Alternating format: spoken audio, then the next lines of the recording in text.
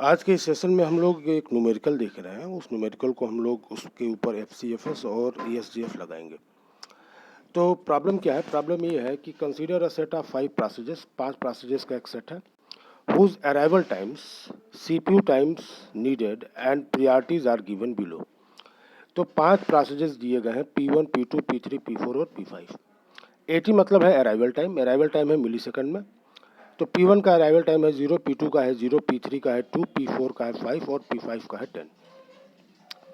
CPU burst required क्या है? तो P1 के लिए है 10, P2 के लिए है 5, P3 के लिए है 3, P4 के लिए है 20 और P5 के लिए है 2। प्रियॉरिटी क्या है? तो प्रियॉरिटी जो है यहाँ पे P1 की 5 है, P2 की 2 है, P3 की 1 है, P4 की 4 है और P5 की 3 है।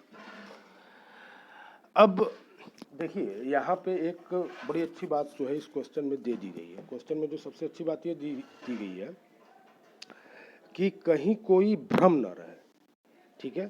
क्योंकि अमूमन होता क्या है ना कि हम किस प्रियॉरिटी को हाईएस्ट प्रियॉरिटी कंसीडर करेंगे, ठीक है? तो यहाँ पे चूंकि वैल्यू न्यूमेरिकल में है तो दो बातें आती हैं। एक मत ये होता है कि जिसकी प्रियॉरिटी की वैल्यू ज़्यादा है उसकी प्रियॉरिटी हाई है, और एक जगह कहा जाता है कि जिसकी प्रियॉरिटी की वैल्यू कम है वहाँ पे प्रियॉरिटी कम ज़्यादा हो जाती है। तो what is the beauty of this question कि यहाँ पे इन्होंने नोट में दे दिया है smaller the number higher the priority, यानी नंबर प्रियॉरिटी नंबर छोटा है तो प्रियॉरिटी ज़्यादा है। यानी देखिए जिसकी प्रियॉरिटी 5 है, किसकी प्रियॉरिटी 5 है? तो P1 की प्रियॉरिटी जो है वो 5 है। तो P1 की प्रियॉरिटी अगर 5 है तो P1 की प्रियॉरिटी बेसिकली सबसे कम है। सबसे ज़्यादा प्रियॉरिटी किसकी है? तो सबसे ज़्यादा प्रियॉरिटी है P3 की 1, ठीक है? अब एफसीएफएस शेड्यूलिंग में ये कह रहा है, पहला question, if CPU scheduling policy is FCFS the average waiting time will be, ठीक है? ए पहला ऑप्शन है 12.8 millisecond, B 16 millisecond, C 8 millisecond, D none of the above, ठीक है? तो ये 4 ऑप्शन दिए गए हैं, ऑब्जेक्टिव टाइप का क्वेश्चन है। चलिए अब हम लोग इसको सॉल्व करते हैं। अब चूंकि पूछा जा रहा है FCFS, first come first serve, ठीक है? तो फर्स्ट कम फर्स्ट सर्व में क्या होता है? जो पहले आएगा वो पहले एग्जीक्यूट होगा। तो पहले आएगा तो पहले आने का इंफॉर्मेशन हमको कहाँ से मिलेगा? अराइवल टाइम से। लोगों को लगेगा कि भाई पहला कौन आया होगा, चूंकि क्वेश्चन में अराइवल टाइम दिया गया है तो हम अराइवल टाइप को कंसीडर करेंगे। अब जरा देखिए यहाँ पे एक बड़ी खतरनाक स्थिति जो है उत्पन्न होने वाली है, क्योंकि P1 और P2 दोनों हमारे क्यू में, ठीक है, सेम टाइम पे आ रहा है। P1 भी 0 पे आ रहा है और P2 भी 0 पे आ रहा है। अब लोग यहीं पे कंफ्यूज कर जाएंगे कि हम पहले P1 को एग्जीक्यूट कराएं या पहले P2 को एग्जीक्यूट कराएं। अब ये कंफ्यूजन और बढ़ेगा। क्यों? क्योंकि CPU बस को लोग कंसीडर कर सकते हैं कि P1 को एग्जीक्यूट होने के लिए 10 CPU बस की ज़रूरत है और P2 के लिए 5। और कहानी और वर्ष हो जाएगी जब कुछ लोग प्रियॉरिटी को कंसीडर करेंगे कि priority of P1 is less than priority of P2। तो इन सारे डिस्कशन के बेसिस पे एक जनरल व्यू जो लोग बनाएंगे वो यही बनाएंगे कि P2 को पहले एग्जीक्यूट कर दो, उसके बाद से P1 को एग्जीक्यूट करो। और this is the beauty of this problem कि यहीं पे आपको जज किया जा रहा है कि आप किस तरीके से चीज़ों को जानते हैं, समझते हैं।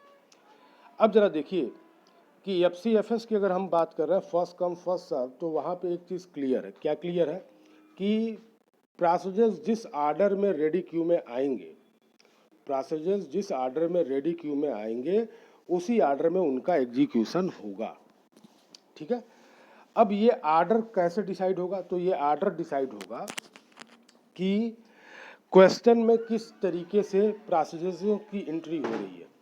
तो क्वेश्चन में देखिए तो ऑर्डर क्या दिया गया कि पहले P1 आया, फिर P2 आया, फिर P3 आया, फिर P4 आया, फिर P5 आया। यानी जिस ऑर्डर में क्वेश्चन में दिया गया है इनपुट, उसी तरीके से जो है हमारे प्रोसेसेस का एग्जीक्यूशन जो है होना है। अब जरा ध्यान देना है कि arrival time, CPU burst time और प्रियॉरिटी का कोई भी लेना देना एफसीएफएस शेड्यूलिंग में नहीं है। तो एफसीएफएस शेड्यूलिंग में क्या मैटर करता है कि हमको इनपुट प्रॉब्लम में किस आर्डर में प्रोसेसेस दिए जा रहे हैं, तो जिस आर्डर में प्रोसेसेस आएंगे उस आर्डर में एग्जीक्यूट होंगे। अब मैं इसी से रिलेटेड एक कंसेप्ट आपको मैं बताता हूँ। कंसेप्ट क्या है, याद करिए हम लोगों ने स्टार्टिंग में डेटा स्ट्रक्चर में जब हम लोग स्टार्टिंग कर रहे थे तो वहाँ पे स्टेबल स्टार्टिंग की बात उठी थी। स्टेबल स्टार्टिंग की जब बात उठती है तो हम लोग क्या बोलते हैं, तो हम लोग यही कहते हैं कि जिस आर्डर में हमारे पास इनपुट आएंगे वही आर्डर मेंटेन होना चाहिए जब हम आउटपुट को सॉर्ट करेंगे। ठीक है, तो P1 और P2 भले ही 0 सेकेंड पे जो है हमारे रेडी क्यू में आए हैं, लेकिन क्वेश्चन के अकॉर्डिंग P1 जो है उसकी एंट्री पहले हुई है। ठीक है, तो उस आर्डर को हमें मेंटेन रखना है। अब एक आती है बात कि how to compute waiting time. तो वेटिंग टाइम कंप्यूट करने का मतलब क्या है कि हम प्रोसेस को सीपीयू किस टाइम पे दे रहे हैं और प्रोसेस रेडी क्यू में कब आया था। ठीक है, कब आया था, तो दोनों का जो डिफरेंस होगा उसी को हम लोग बोलेंगे कि वेटिंग टाइम। दोनों को हम लोग क्या बोलेंगे, वेटिंग टाइम। अब जरा देखिए, अब हम लोगों ने यहाँ पे क्या बनाया, यहाँ पे हम लोगों ने बनाया एक गैंट चार्ट। ठीक है, इस गैंट चार्ट को जरा देखिए। तो इस गैंट चार्ट में हम लोग क्या कर रहे हैं, तो पहले एग्जीक्यूट कराएंगे P1 को, फिर P2 को, फिर P3 को, फिर P4 को, फिर P5 को। तो P1 आया सिस्टम में, P1 की एंट्री हुई सिस्टम में और P1 के आते ही हमने P1 को CPU दे दिया। तो P1 को हमने 0 टाइम पे CPU दे दिया है। P1 10 CPU बस क्या करेगा, एग्जीक्यूट करेगा। ठीक है, और हम लोग क्या करेंगे कि 10वें सेकंड पे जो है P1 के एग्जीक्यूशन के बाद P2 को एग्जीक्यूट कराएंगे। तो P2 के लिए एग्जीक्यूशन टाइम कितना है, CPU बस कितना है, तो 5।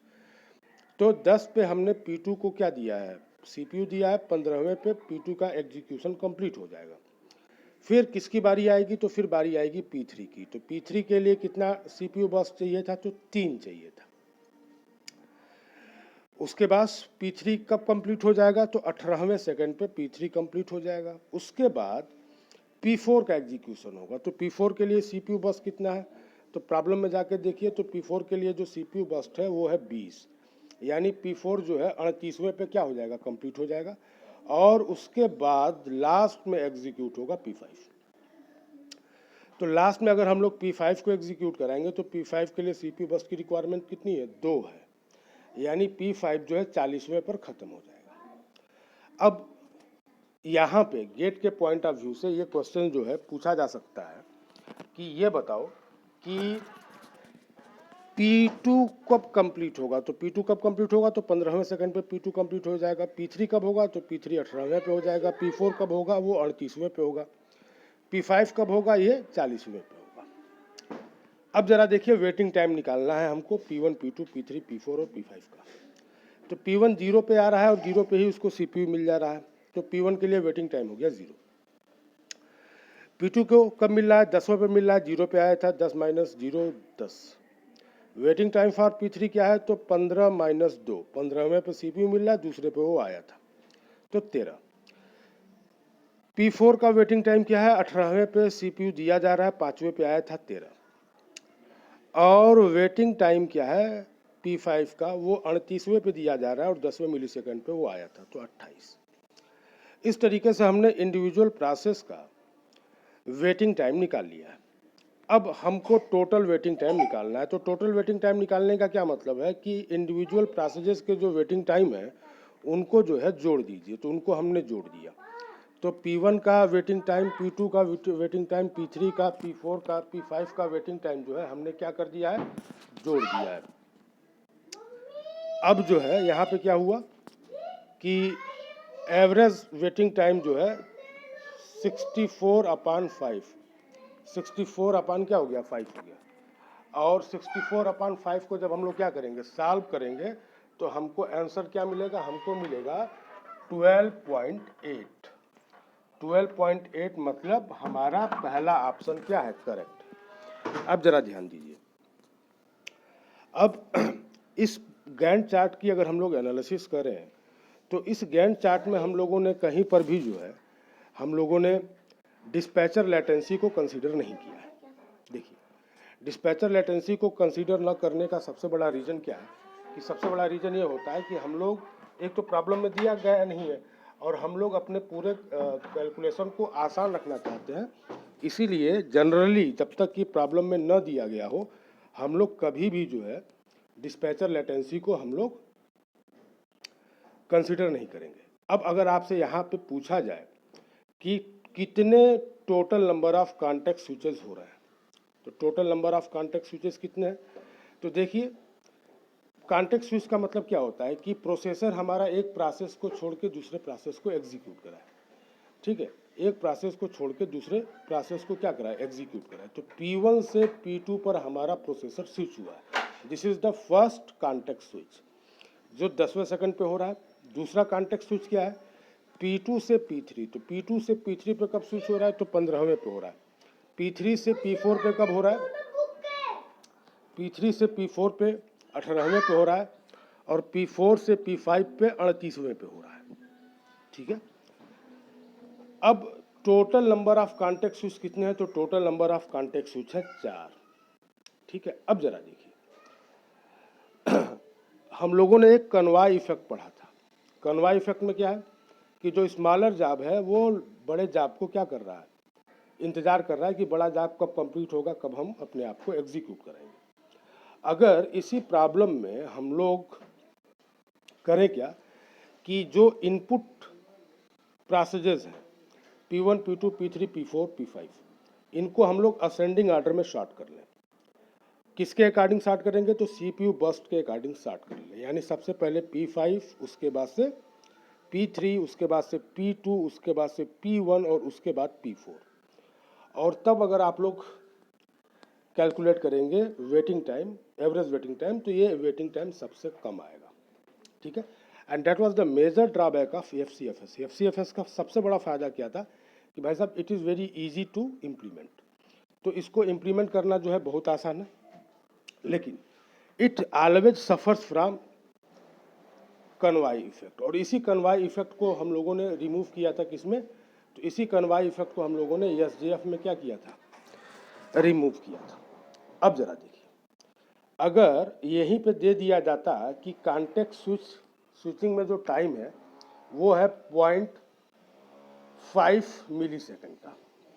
ठीक है, तो 0.5 मिली सेकेंड का अगर टाइम हमको यहाँ बता दिया जाता तो अब हम क्या करते, तो अब हम क्या करते कि जो एवरेज वेटिंग टाइम है ना 12.8 उसमें ऐड करते, क्या ऐड करते 12.8 प्लस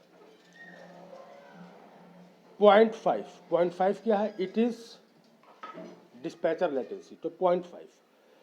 और कितनी बार कॉन्टेक्ट स्विचिंग हो रही है, 4 बार, तो 0.5 इंटू 4 अपान 5 ये ऐड करना पड़ता है ये इंटिटी। तो जब हम लोग इसको 12.8 में ऐड करते तो हमको वैल्यू क्या मिलती, हमको वैल्यू मिलती 12.8 प्लस 0.4, तो ये वैल्यू क्या हो जाती, ये हो जाती 13.2 मिली second.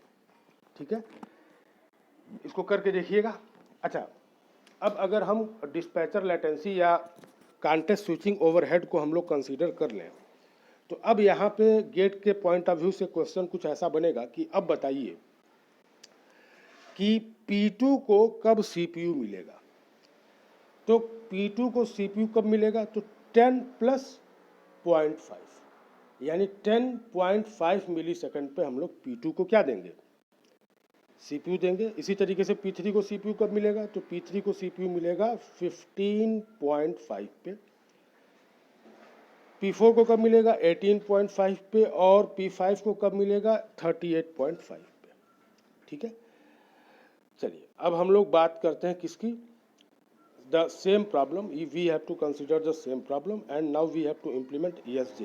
Question is if the CPU scheduling algorithm is SJF, the average waiting time without preemption, ठीक है, पूछा जा रहा है, 4 ऑप्शन दिए गए हैं, ए 12.8, बी 6.8, सी 17 मिलीसेकंड और D none of the above.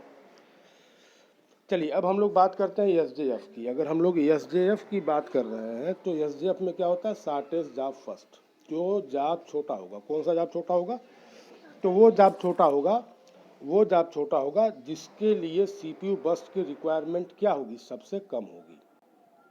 ठीक है, अब जरा देखिए, अब यहाँ पे हम लोगों को एक बात ये पता है कि एसजेएफ भी 2 फ्लेवर में आता है, एक होता है प्रिम्पशन और एक होता है नॉन प्रिम्पशन। एक होता है प्रिम्पशन और एक होता है नॉन प्रिम्पशन। तो नॉन प्रिम्पशन में क्या है, नॉन प्रिम्पशन या विदाउट प्रिम्पशन का मतलब क्या है कि once CPU is assigned to a process, तो क्या होगा, तो हम